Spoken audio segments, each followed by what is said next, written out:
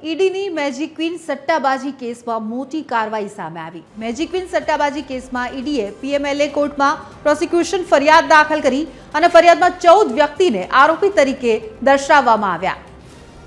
Ahmedabad cyber crime પોલીસની એફઆઈઆરના આધારે ઈડીની આ તપાસ સામે આવી છે, જેમાં મેજિક ક્વીન વેબસાઇટના માલિકો સામે ગેરકાયદે પ્રવૃત્તિ બદલ ગુનો નોંધવામાં આવ્યો। આંતરરાષ્ટ્રીય ક્રિકેટ કાઉન્સિલના અધિકારીઓના ઉલ્લંઘન મામલે આ તપાસ મેજિક ક્વીન વેબસાઇટ અને એપ્લિકેશનથી સ્પોર્ટ્સ સટ્ટાબાજી ચલાવાતી હતી।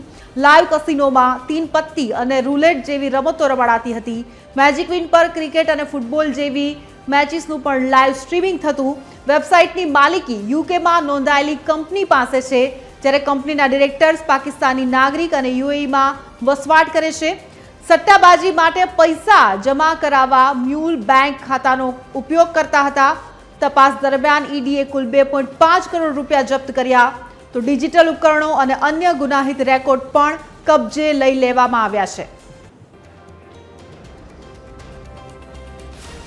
વધુ માહિતી સાથે અમારા સંવાદદાતા મૌલિક ઉપાધ્યાય ફોનલાઈનથી અમારી સાથે જોડાઈ ગયા છે। મૌલિક, ઘણા સમયથી જે રીતે આજે ઓનલાઈન ગેમિંગ છે તેને લઈને જે એક તવાઈ બોલાવવામાં આવી રહી છે, તેમાં એક નવી ગેમનું નામ સામે આવ્યું છે। બિલકુલ રીતે સમગ્ર મામલે cyber crime police station Ahmedabad છે, ત્યાં એફઆઈઆર છે તે નોંધાઈ હતી અને તેના આધારે ઈડી દ્વારા સમગ્ર મામલે તપાસ છે તે શરૂ કરવામાં આવી છે। મેજિક ક્વીન સટ્ટાબાજી કેસમાં આ કાર્યવાહી છે તે કરવામાં આવી છે, જેમાં આ સટ્ટાબાજી કેસમાં ઈડીએ પીએમએલએ કોર્ટ છે તેમાં પ્રોસિક્યુશન કમ્પ્લેન છે તે દાખલ કરી છે। ફરિયાદમાં 14 વ્યક્તિઓને આરોપી તરીકે દર્શાવવામાં આવ્યા છે। મેજિક ક્વીન વેબસાઇટના માલિકો સામે ગેરકાયદેસર પ્રવૃત્તિ બદલ ગુનો છે તે નોંધાયો હતો। જે મેજિક ક્વીન વેબસાઇટ અને એપ્લિકેશન છે તેના મારફતે સ્પોર્ટ્સ સટ્ટાબાજી ચલાવવામાં આવતી હતી। સાથે સાથે લાઈવ કેસિનોમાં તીન પત્તી અને રૂલેટ જેવી રમતો પણ રમાડાતી હતી અને આ જે વેબસાઇટ અને એપ્લિકેશન છે તેના મારફતે ક્રિકેટ અને ફૂટબોલ જેવી મેચોનું લાઈવ સ્ટ્રીમિંગ છે તે પણ થતું હતું।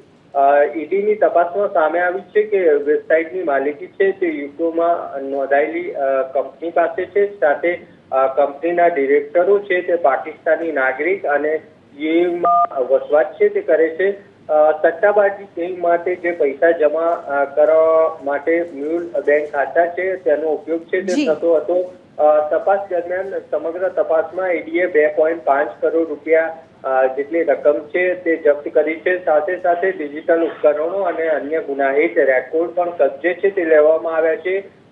ઈડીની તપાસ છે તેમાં અનેક સેલિબ્રિટી અને સોશિયલ મીડિયાના પ્રભાવકો છે તેમને પણ જાહેરાતો કરી હોવાનું સામે આવ્યું છે। સૌથી મહત્વની વાત એ છે કે સટ્ટાબાજીના ભંડોળને હવાલા અને ક્રિપ્ટોકરન્સી મારફતે વાળવામાં આવતું હતું અને સમગ્ર મામલે વધુ તપાસ ઈડી દ્વારા કરવામાં આવી રહી છે। બિલકુલ, આભાર મૌલિક આ સમગ્ર માહિતી બદલ।